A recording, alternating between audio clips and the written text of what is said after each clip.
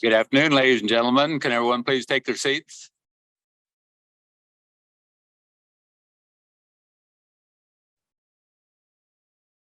Ladies and gentlemen, can everyone please take their seats?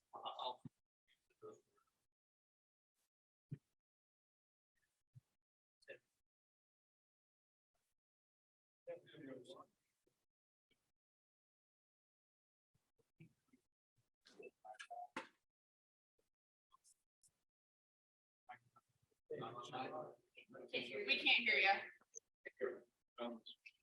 Test.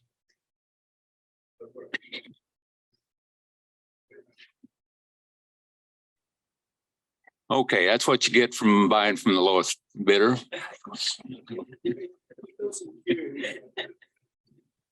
Again, welcome to everyone, to the people that are joining us for the Transportation Policy Body for WAMPO for Tuesday, January 10th, 2023. I want to welcome everyone that's in the audience and those that are online. We do have a quorum. So at this time, I'd like to call the meeting to order. The first item on the agenda is approval of the agenda for today. Everyone's had an opportunity to see the agenda. I move that we approve. Second. We have a motion and a second. Any discussion? Seeing none, all in favor say aye. Aye. Opposed, same sign.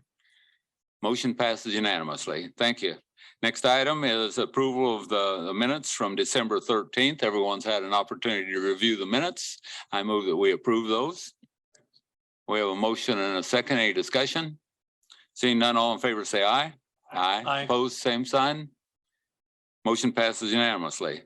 Next item on our agenda is the director's report. I want to turn it over to Chad. Thank you so much, Mr. Chair. Good afternoon, members of the Transportation Planning Body. In this report, long-range transportation plan and unified planning work program tasks we would like to report. As you all know, long-range transportation plan and the TIP, the short-range transportation plan, are the primary documents that the Federal Highway Administration requires WAMPO, all MPOs to produce. Staff developed phases and the timeline on how we are going to accomplish that by year 2025. Last we did was in 2020, and the next update is due in June 2025.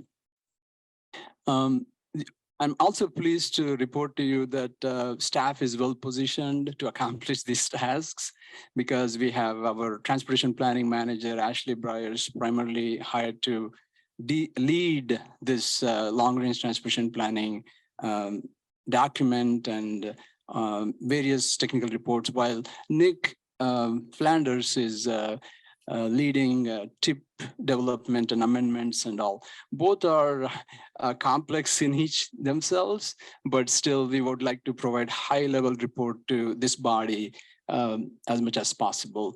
And then I'm also happy to note that staff is well talented in understanding what are the federal requirements to develop these documents, also to comply with those requirements. I would like to, let me share with you this slide that our transportation planning manager, Ashley Briers, presented to you last couple of meetings, how the key milestones for this transportation plan development will occur in the next couple of years. For example, the Plan Advisory Committee, the key here was the call for projects, which occurs this fall, September 2023 till the next spring, January 2024 and March 2024. So that was one of the reasons why we wanted to share this, so that member jurisdictions have opportunity to present their priorities and transportation projects. Because the long-range transportation plan should encompass the priorities of our member jurisdictions. That's the reason why we wanted to share this schedule ahead of the time. So let me request next slide.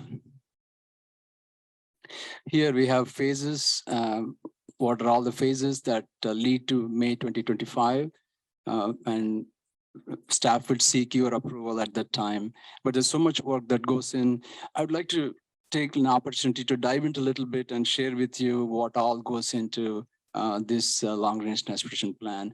Even still in outline, but as time progresses this year, staff would share more and more technical reports with you. Let me share the next slide, please.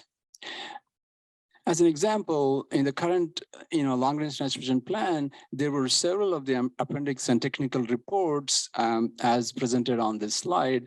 As an example, the system performance, safety appendix, bike and ped infrastructure conditions report, transit, both routes and ridership. We did the freight appendix report, and then we updated the freight plan for the region in 2020. So that would be one of the appendix report. And there's also a travel demand model on the right side. And there is financial constraint, and there's environmental conditions, so on. So these are the current technical appendix reports. Staff is going to be, in conjunction with consulting firms, will develop similar technical reports that culminates into the final June 2025. So just want to give a dive into it, but not too many details, just to give an overview of what all the work that goes into in this task by 2025. Let me request next slide. So this is one of the slides that staff shared with you last meeting on how we are progressing on quarterly UPWP tasks. And as you all know, UPWP stands for Unified Planning Work Program, and that utilizes CPG grant, the Consolidated Planning Grant, that's Federal Highway Administration and FTA supports all MPOs. So, for that reason, we monitor the compliance of and federal regulations, how these documents are developed. So I think that's a quick overview of the long-range transportation plan. And let me pause before I go to the next report for any clarifications I can provide, our staff can provide. Thank you, Chad. Any questions from anyone on Chad's director's report? Thank you so much, Mr. Chair. The next item is in this director's report, I have 3 items, I think. The second item in this report is the Unified Planning Work Program report. As the year is concluded, we have documented what all the, let me request the previous slide, what all we have accomplished in the 2022, and then that report is in the packets linked as well. So with that, let me go to the next item. This item has a quarterly tasks list. Let me request the next slide, the 2023 quarterly report.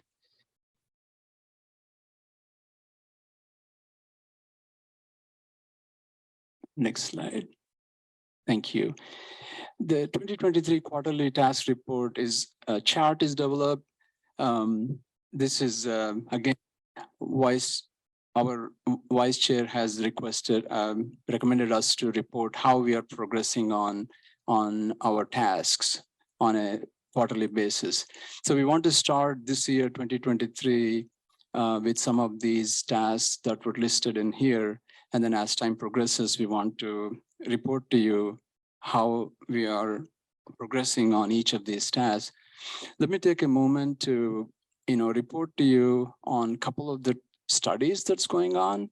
For example, there is travel demand model that we sought your approval in contracts, and also the economic development report, and also the safety study. So I'd like to report to you what is the status on these 3 studies that's ongoing. So, the staff, primarily myself, Ashley Bryce, Nick Flanders, and now Alicia Hunter, 4 of us are managing the consulting firm studies and how they're progressing. and then what deliverables they need to develop and what products they need to accomplish. We expect this sometime this year, in next few months, to provide those technical reports and summaries for this body as well. And then prior to coming to this body, the PAC will hear those and analyze what all the data was presented. So let me go through these 4 studies. The travel demand model update, just want to provide what's going on in that task. There were several inputs that go into this model. For example, traffic counts, population, and economic data that goes into this model. At the moment, the consulting firm is compiling jobs and locations. What's the economic data for the region? So that's the status at the moment. And the component of the economic development report and travel demand model, there's an overlap that is demographic and socioeconomic forecasting. So there is a methodology that will be developed. How do we forecast population and economic trends and jobs? And fortunately, we have Jeremy Hill and a few other consulting team who are competent to accomplish these tasks. Staff also have developed some forecasting methodologies in conjunction with county and planning department as well. So that's going well at the moment. Once those reports are completed, we would like to share those with you, and we expect to report those back to you in the next 3 or 4 months as these are developed. So that's the status on travel demand model update and economic development report.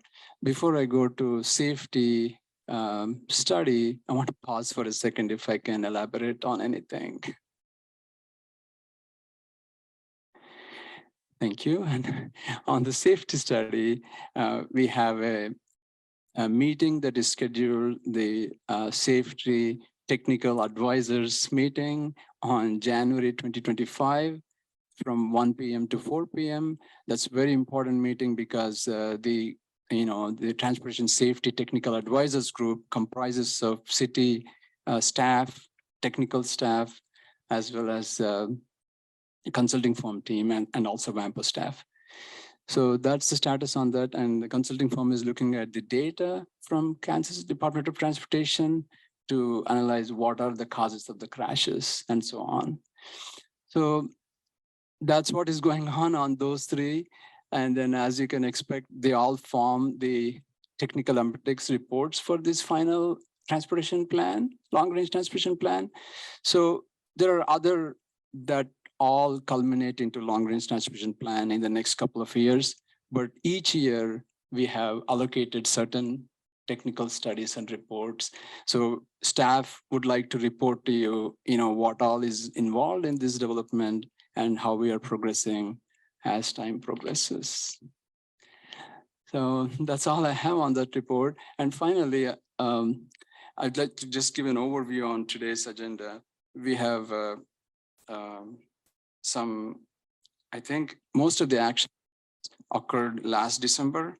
We have consent agenda that has the safety plan agreement and also the agreement between county and WAMPO.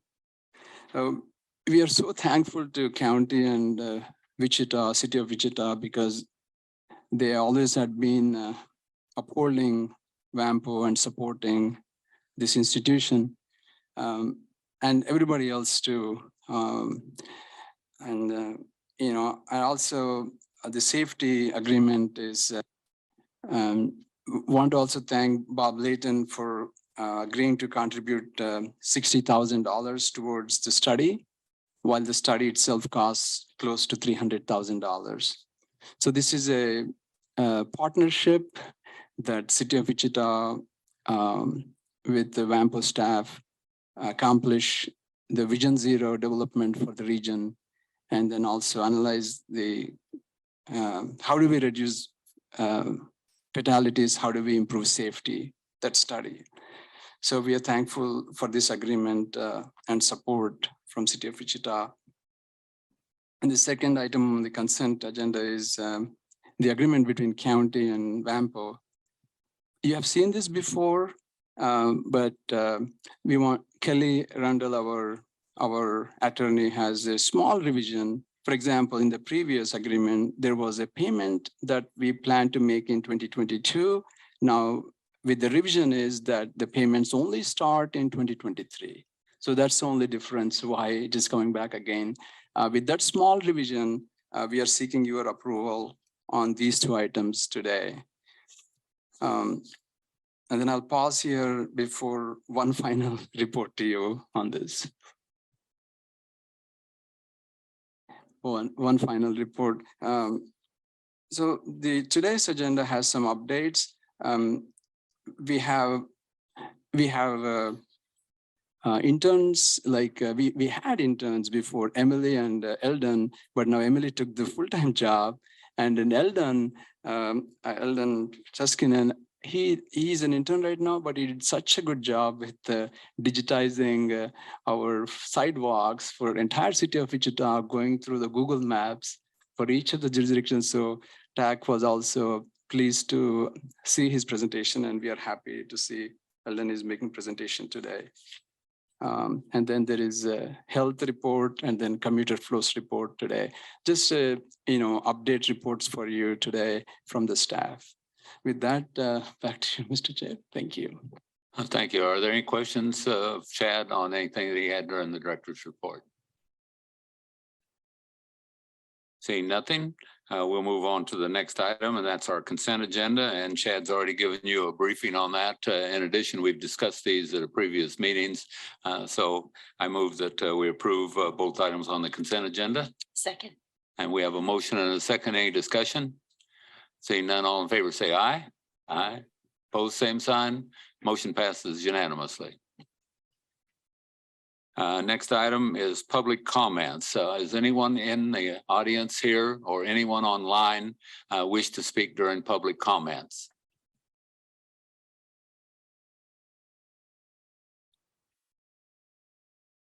Seeing nothing.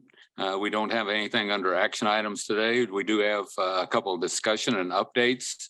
I don't know how many of you have perused any detail or agenda for today, but there is really kind of a cool set of maps on both the next two items. If you've never seen where all of the sidewalks and paths and so forth are, they're all listed. So I'm going to turn it over to Eldon to be able to give you a briefing. Welcome. Hello, everyone, and thank you, Chad, for the introduction. My name is Eldon Tuskinen, currently still an intern here, and this is one of the largest projects that I've been working on during my time at WAMPO. And so what I did is I developed an existing sidewalk map to try and trace where all we have walkable paths here in the WAMPO area. I started on this when I first got hired by WAMPO around April, and I continued working on it all the way until October. So this project took me a little over 6 months. So it was a huge project to try and find all of these sidewalks. And I did it mainly by just manually tracing aerial and satellite imagery. So the map itself, it will show sidewalks on both sides of the road. It also shows crosswalks and paved trails. It's basically anywhere that there's pavement that pedestrians or bicyclists are supposed to be using. The sidewalks themselves are distinguished based off of a number of properties. The main one being its width, because if a sidewalk is 8 feet or wider, then it is distinguished as a multi-use path so that it can be used by both pedestrians and other non-vehicular commuters. So bicycles, scooters, skateboards, those kinds of things. Then we also distinguished whether or not the paths are on public or private property. Things like college campuses and golf courses can offer great places to walk around for exercise. but they're not necessarily public paths, so we don't have jurisdiction over altering them. So we left that as something that we can distinguish between so that we know when we're making future plans. So this is a bit of a look at what the sidewalk map actually looks like. This is a 1 square mile section of downtown Wichita. You can see it extends from Kellogg to Central, and then it also extends from Hydraulic to Hillside. And this is just a good look at what our usual Wichita sidewalks look like. It's a very distinctive grid-shaped pattern, and it's really good for, helping move things quickly. And then we saw a slightly different pattern when we started looking at the suburbs around Wichita. So this is a similar 1 square mile section. This one's taken from Derby rather than Wichita. And you can see that there's clearly different intents with how they design their sidewalks and how they design their roads here. You can see that there's a lot of curves, there's cul-de-sacs, there's places where, there's dead ends. And this really helps when designing a residential community because it helps slow things down. It makes things safer. And as you can see, things are still relatively connected. So one of the interesting things that I discovered while doing this entire project is just how the different community and the design behind the community can influence the pathing and the networking that's used to connect it. So the intent of all of this is to combine it together to help develop our active transportation plan. Because, one of the things that we'll be working on is coming up with plans on how to expand it and how to increase, the connectivity of our communities. And so that's what having this inventory of all of the available sidewalks is helping us to do. Is because, of course, the first step to figuring out where to put new things is knowing where we have built already.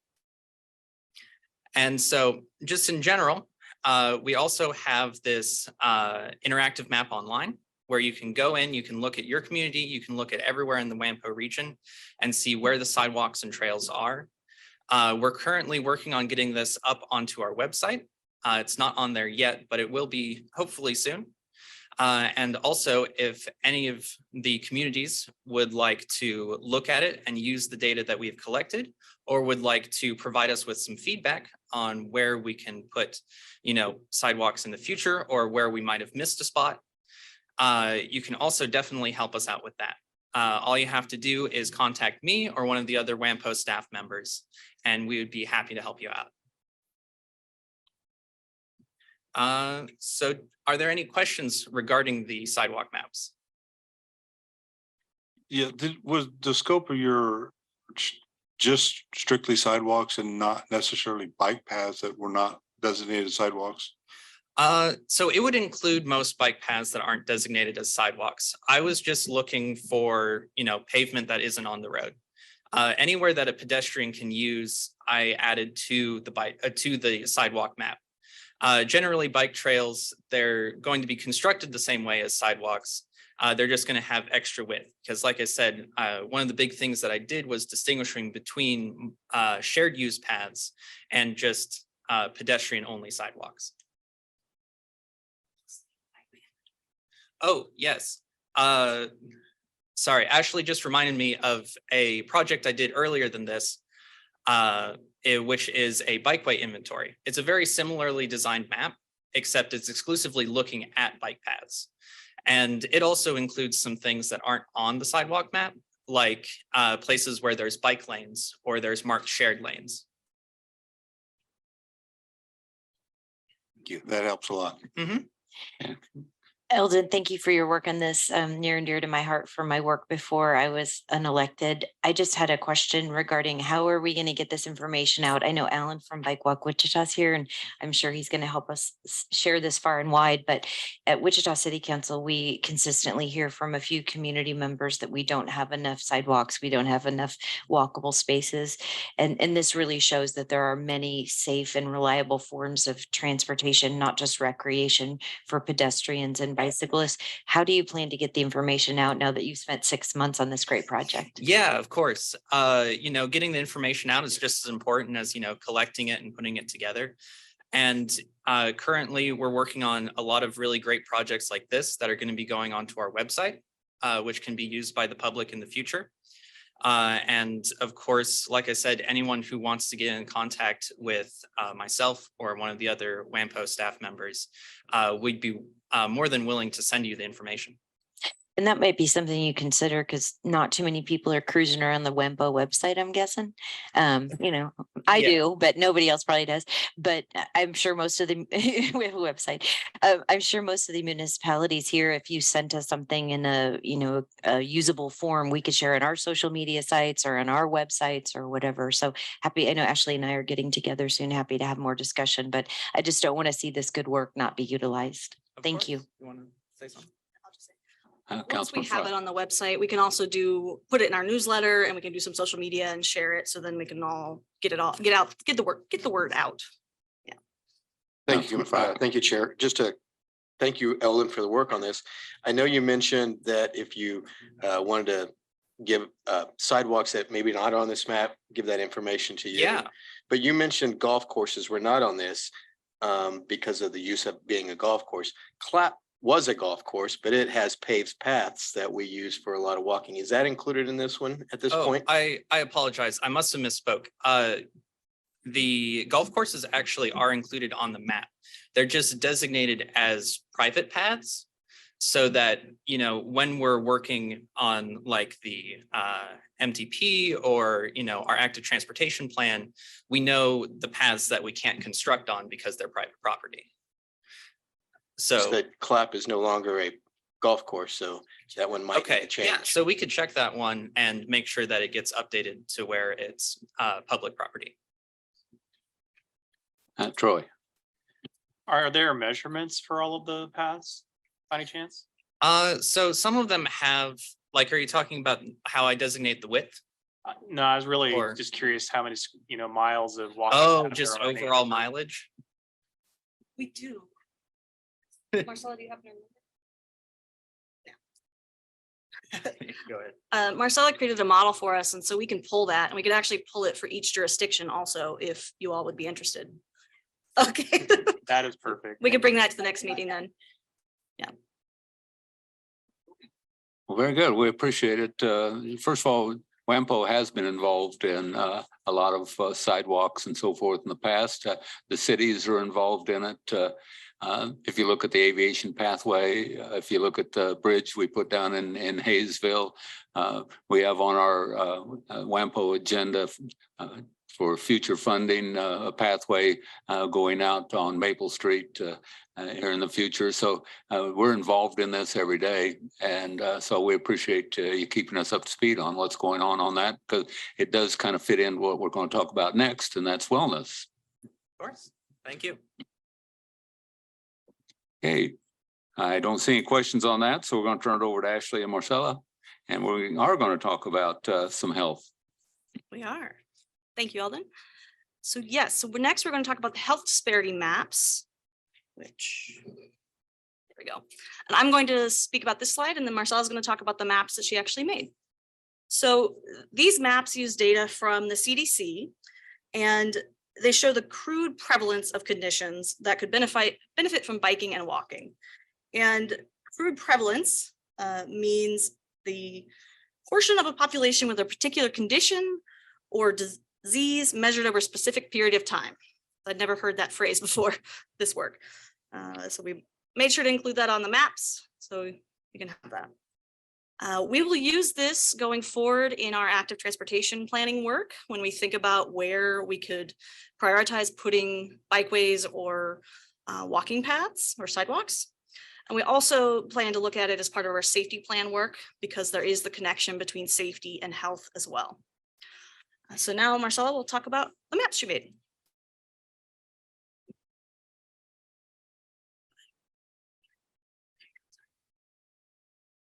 Hello, my name is Marcela Quintanilla, and I'm a GIS and Transportation Data Analyst here at WAMPO. And I'm going to be presenting on some health conditions that, as Ashley mentioned, could benefit from walking and biking. So the first map shows where asthma is more prevalent in the region. And this map is divided by census tract. So the darker blue represents census tracts where asthma is more prevalent in the region. The same goes for this map. The darker blue represents where diabetes is more prevalent in the region. This other map shows coronary heart disease prevalence by census tract again, and the darker blue represents where the population is more affected.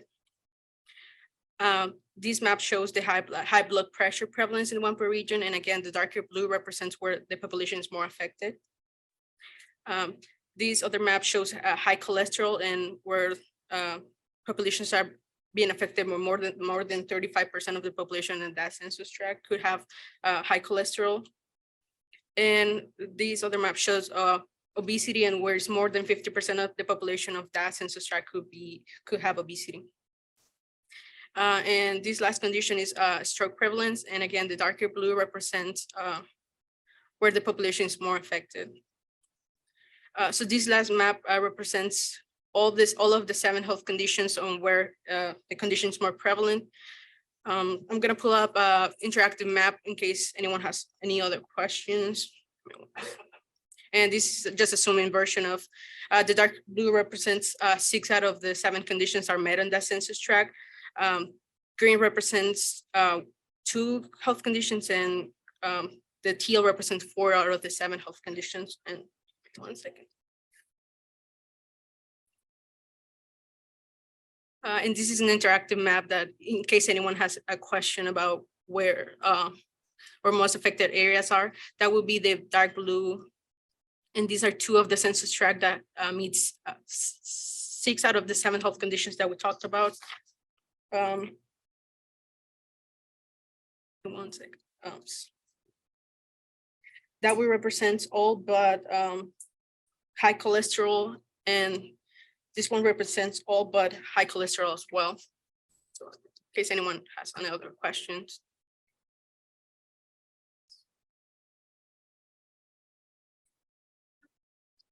Questions? It just, Or just a curiosity about how this data, where this data comes from. I know you said the CDC, but if you look at all the outlying areas, we're extremely healthy. How'd that happen? Just what's going on there? Something seems odd about that. I just wonder if you can help understand that. So there's that data set that's called Places, and that's from it's a model based data, so it's not 100%. They obtain data from 1 second. It's model based data, and they use census tracts as well, census population. And they model that data and they come up with those. They also offer other health conditions. So it's called Places, and it's basically model-based data offered by the CDC. Yeah, and it's from 2019, sorry. Is it that they're looking at the doctor's offices locations or the actual patient's location? They use epidemiology and surveillance branch data to obtain the model base. I can get more. Mary, Thank you. I guess, I mean, I don't question the data. I think we've looked at this once before, maybe when it was being started. And I guess as I look at these maps, and my biggest concern is how they're used. And when someone takes a map and they overlay it with these conditions, and you can pick any part of our community that may be affected by one or more, and what that might do if that map was not clearly understood. Well, I'm not going to buy in that area. I'm not going to build in that area. I don't want to do something in that area. Because the map itself may speak to one thing, but when you look at some of the areas like up here and some of the others, that's my only concern is just, you're highlighting a health condition in a community that may have a direct impact on economic growth.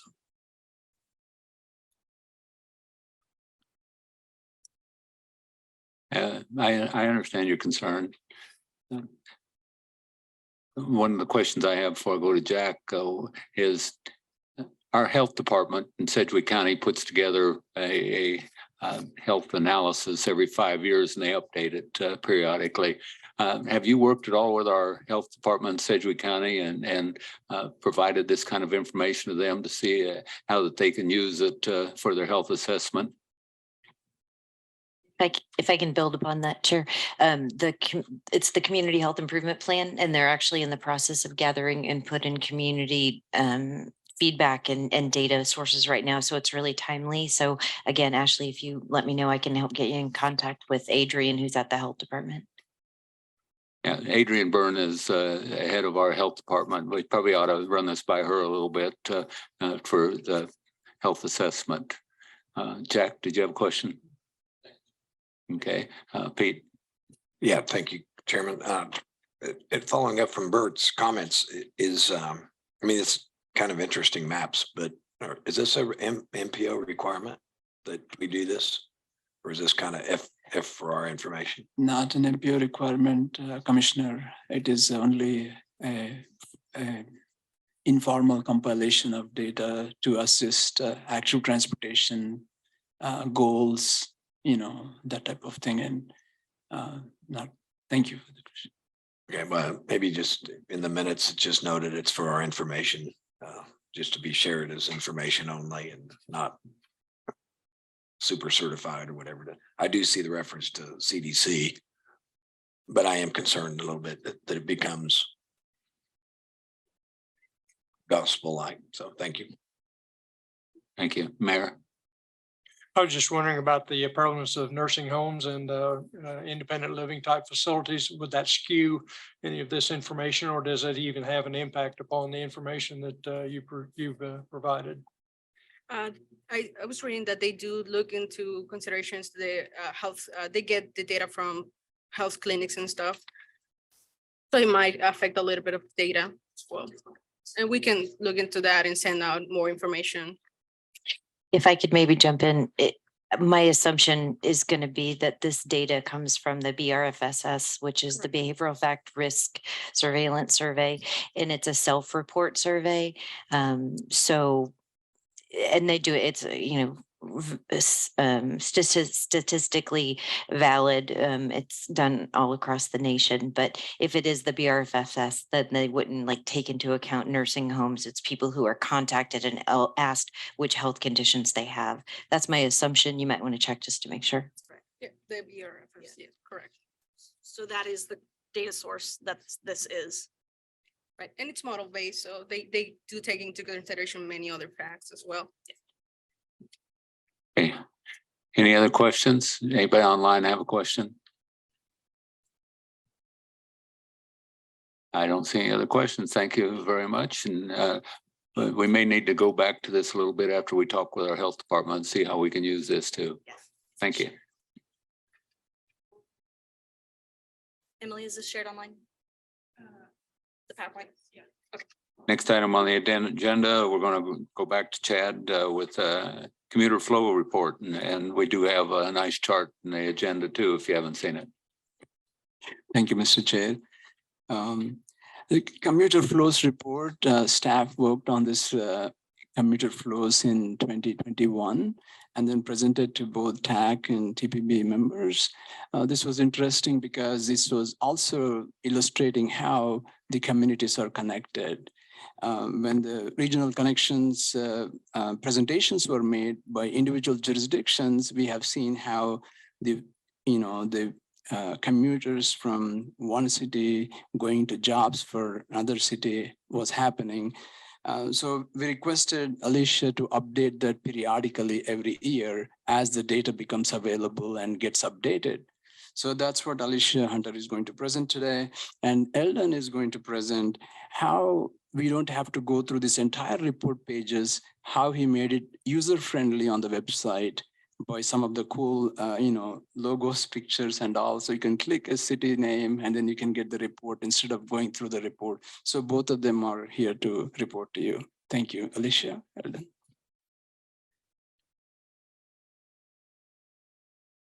Thank you very much. My name is Alicia Hunter. Okay, so a commuter flow is generated when information about a resident's work location and their work workplace location and residence are coupled together, then you get a commuter flow. It's not doing my, but you can't hear. Yeah. Oh, I have to adjust it. You guys hear me okay? Is that better? Okay, thank you.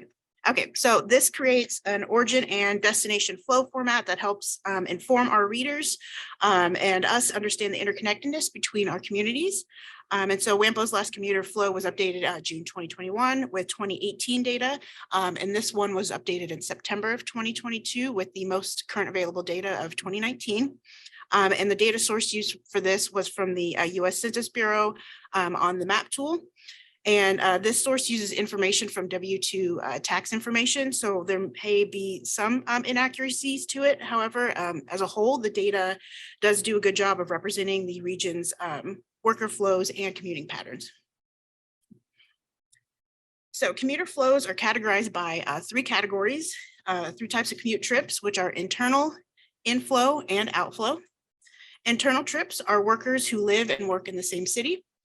Inflow trips are workers who commute into a city for work, and outflow trips are workers who commute out of the city for work. And so here is a chart that kind of shows the all the cities within the WAMPO region and how their inflow, outflow, and internal trips compare. And you can see that Wichita has the highest percentage of internal commuter trips at 46%. And Maize has the highest percent of inflow commuter trips at 53%. And Viola has the highest percentage of outflow commuter trips at 91%. So we can take a closer look at one of the largest cities in the WAMPO region from the report. I just kind of pulled this as a little snapshot to kind of show you the information you can see there. And so with Wichita being the most populated in the area, it has nearly 260,000 commuter flow trips, with 46 being internal, 32% are inflow trips, and 22% are outflow trips. And then compared from 2015 to 2019, Wichita has an approximate 19% increase in their outflow trips. And then they had a 5% decrease in their internal commuter trips. So more details about the city of Wichita and the rest of the cities in the WAMPO region can be found in the commuter flows report. And as Chad mentioned, Eldon has taken this wonderful report and put it online. So it's a lot easier for you to flow through it. And I will pass it off to Eldon now, who will tell you about his work.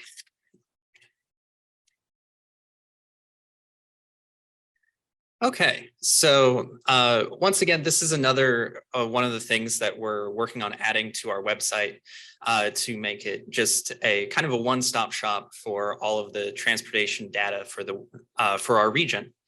This graphic here is an example of what you're going to find on our online version of the commuter flows report.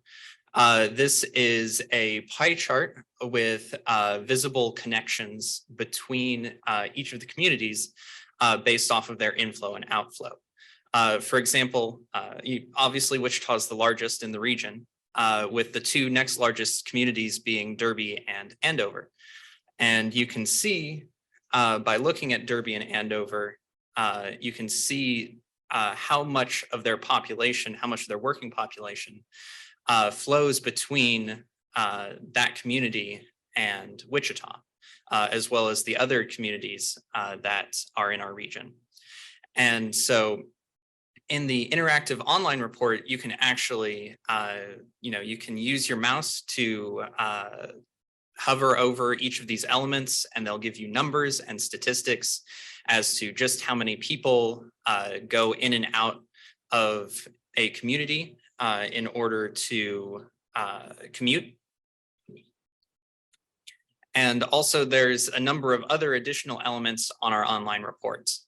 There's going to be an interactive map that is a map of the WAMPO region. You can see each of the communities and you can select each one and it will tell you all kinds of useful information, like the number of workers going into that community, the number of workers coming out, the amount of internal flow, as well as other just useful tidbits of information like the average commute time for everyone in that community.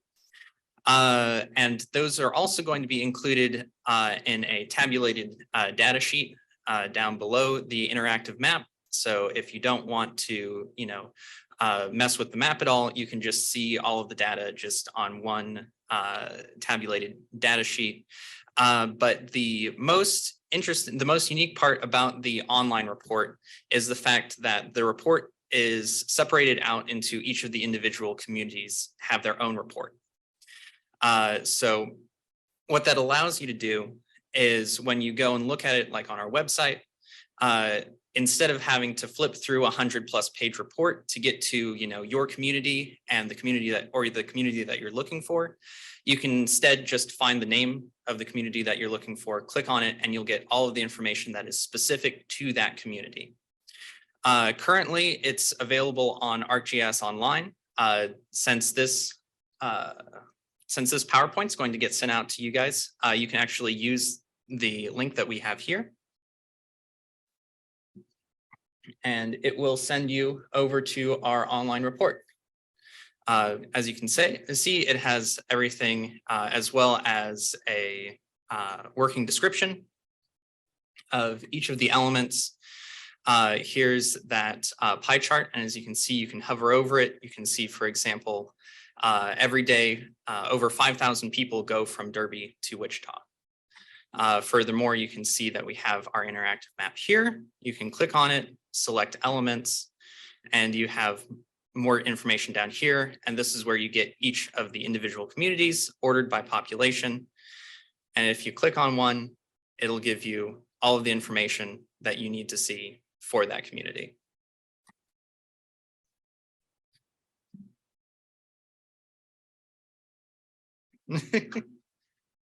Okay, so are there any questions for Alicia or I or Chad just regarding the commuter flows report? Any questions? Just a clarification, you said this is data as of 2019? Yes, it is of 2019, so we don't have, the post-pandemic change implemented in yet, but hopefully that will be ready by the time we're doing it next year. Other questions? Well, I want to thank Alicia and Eldon for this.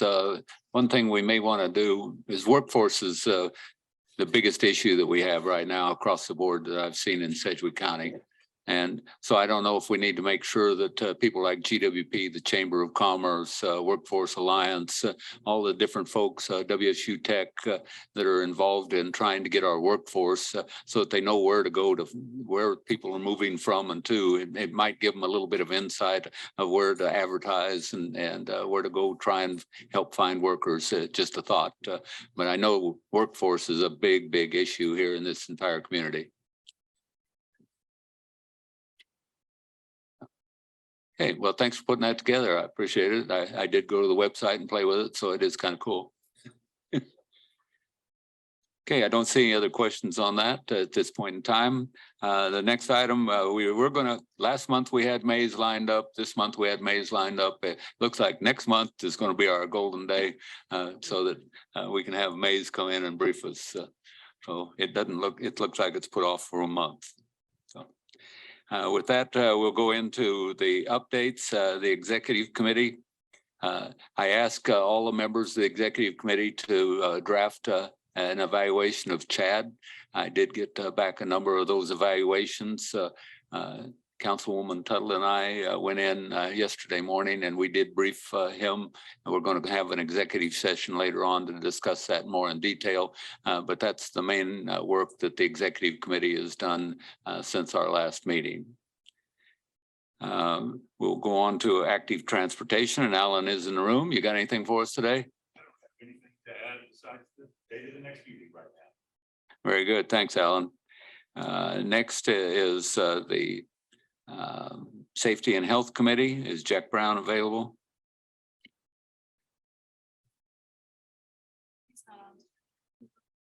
Mr. Chair, just the same update. January 2025, we have a technical advisory committee meeting for the study to progress. That's all. Okay. Next up is state, and I do see Mike Moriarty on, so I'll turn it over to him and see if anyone else, I don't know if anyone else is on from state, but I'll turn it over to Mike at this time. All right. Good afternoon, Mr. Chair. Good afternoon, everybody else. Sorry I didn't make it down today.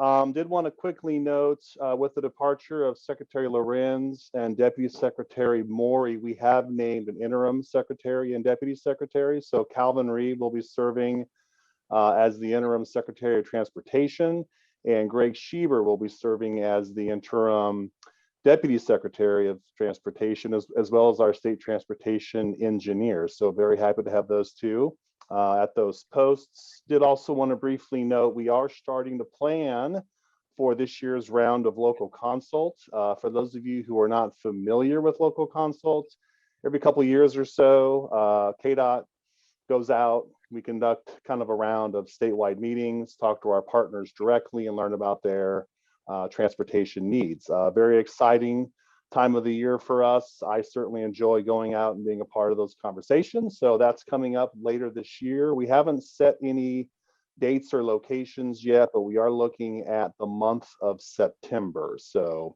please keep that in mind. More to come with that. And from there, Mr. Chair, I believe that ends my my update.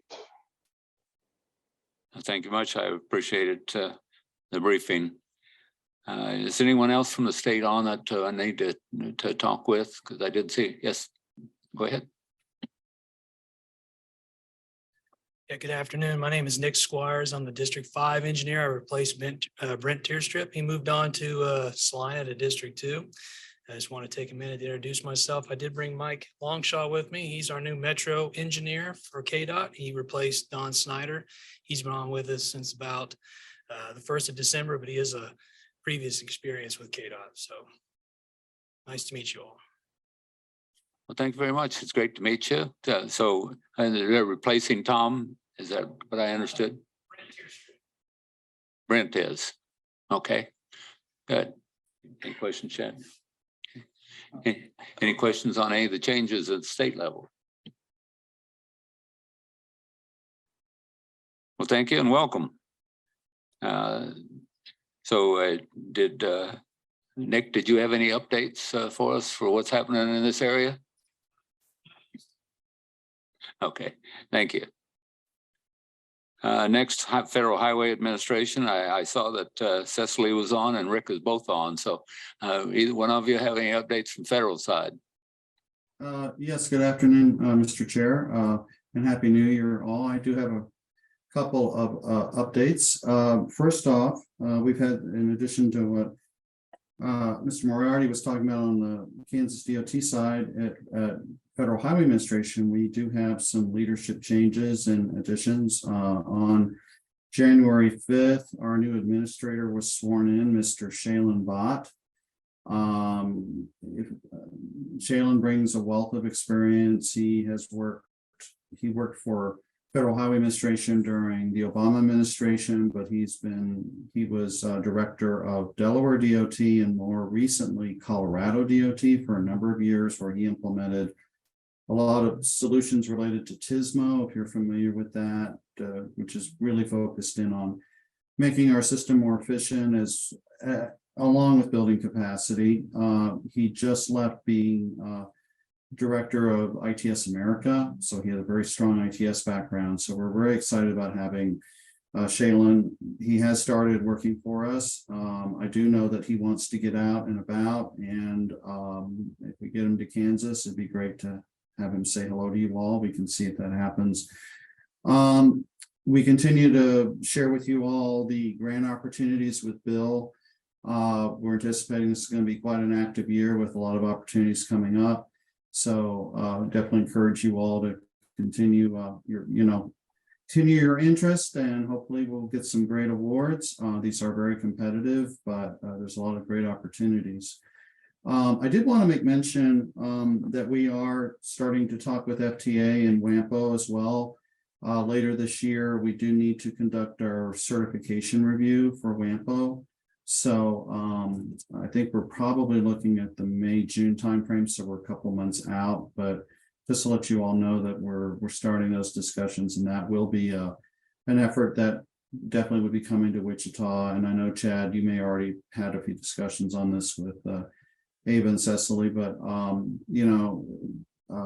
that will be coming. I will just make an advance comment that I think we've seen a lot of just great work that you all been conducting this year, and and with the staff that's come on board, it just seems really exciting time to be working at WAMPO and all the planning work that's happening. So beyond that, my apologies also for not being there. I hope to get there in the February meeting. Any questions for me? Any questions for Rick? I don't see any, but I appreciate it very much. Thanks for the update. Thank you, sir. Hey, I'm going to skip executive session for a minute, just see if there's any other business before we move on to executive session. Does anyone have anything for other today? Because as soon as we come back from executive session and we will have a vote when we come back. But after we come back, we won't have the people that are online anymore. So I want to make sure that I don't skip anybody that might have anything to say.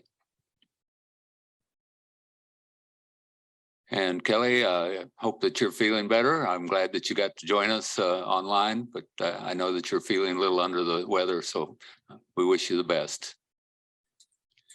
Okay, I don't see anything else for other. Councilwoman Tuttle, do you have a motion? I move that we recess into executive session to discuss personnel matters of non-elected personnel, specifically the annual performance evaluation of the director of WAMPO. The justification for the executive session is to protect the privacy of the personnel record and is provided by KSA 75-4319B1. We will reconvene and open the meeting in this room in 10 minutes, which we'll say will be 4:10. Very good. I'll second that. All in favor, say aye. Aye. Opposed, same sign. Motion passes unanimously. At this time, I'd like to turn off all of our remote and everyone that's not a member of WAMPO, you're excused from the room. Welcome back from executive session. I'd like to state that during the executive session that no binding action was taken. We did discuss our director. And we are very pleased with our director's performance. There has been a market turnaround in WAMPO in the last couple of years since he has taken over as director of WAMPO. A lot of things have changed.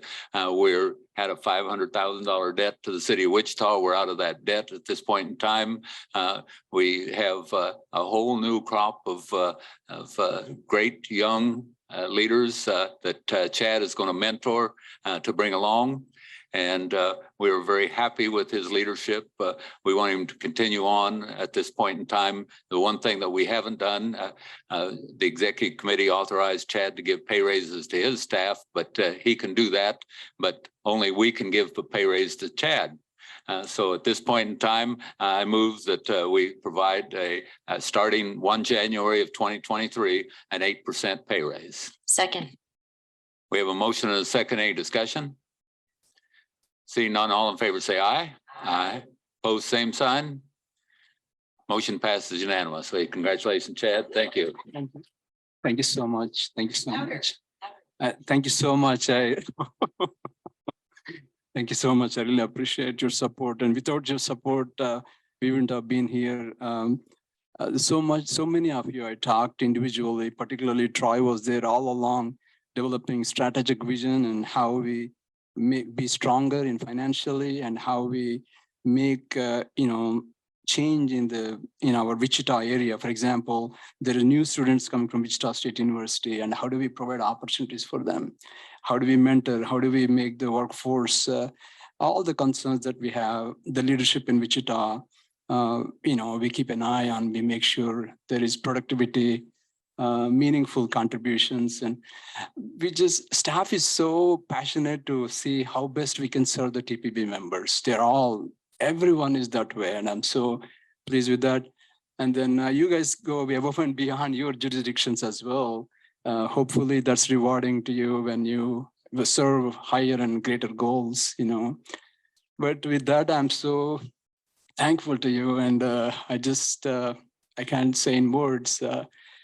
Thanks so much, man. Well, thank you, Chad. We appreciate your leadership very much. Does anything else need to come before the TPB today? Seeing nothing, thank you all very much, and we are adjourned.